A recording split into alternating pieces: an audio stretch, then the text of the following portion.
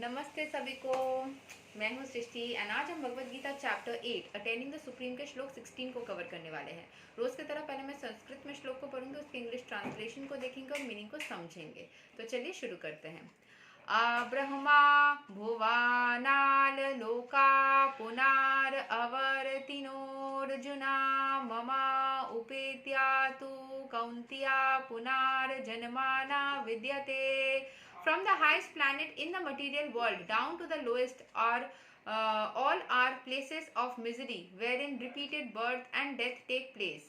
But one who attends to my abode, O son of Kunti, never takes birth again. तो हमारी दुनिया में ना लाइफ साइकिल ऐसे चलती है कि वहाँ पे जन्म और मृत्यु होती ही रहती है, लाइफ साइकिल्स चलती ही रहती है। बट जिसने कृष्ण को प्राप्त कर लिया वो जन्म मृत्यु के साइकिल से, इस दर्द और सुख की साइकिल से मुक्त हो जाता है। यहाँ के एक्सप्लेनेशन को पढ़ लेते हैं। All kinds of yogis, karma, jnana, hatha, etc. eventually have to attain devotional perfection in bhakti yoga or Krishna consciousness before they can go to Krishna's transcendental abode and never return. Those who attain the highest material planets, the planets of the demigods, are again subjected to repeated birth and death.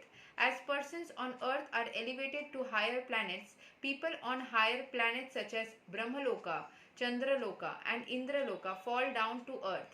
The practice of sacrifice called Panchavgani Vidya recommended in the Chandra Yoga Upanishad enables us to achieve Brahmaloka, but if on Brahmaloka one does not cultivate Krishna consciousness, then he must return to earth.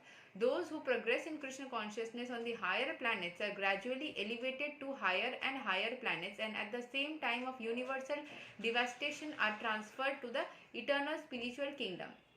Baladeva Vidya Bhushana in his commentary on the Bhagavad Gita quotes this verse: Brahmana sahate sarva samprapte pratisanchare parasyante kritatmana pravisanti param padam.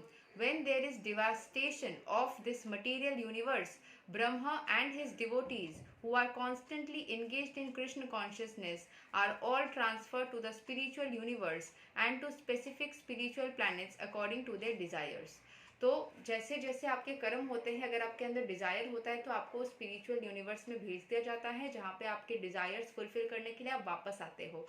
सो इस desire से जब आप मुक्त हो जाते हो तभी आप कृष्ण को प्राप्त करते हो। डिज़ायर्स रहती है तो हम कभी मुक्त नहीं हो पाते हैं, इसीलिए डिज़ायर्स से डिटैच होने से ही हम पूरी सुख में जा पाते हैं। मैं भी नहीं बहुत सारे डिज़ायर से अभी तक मुक्त हो पाई हूँ।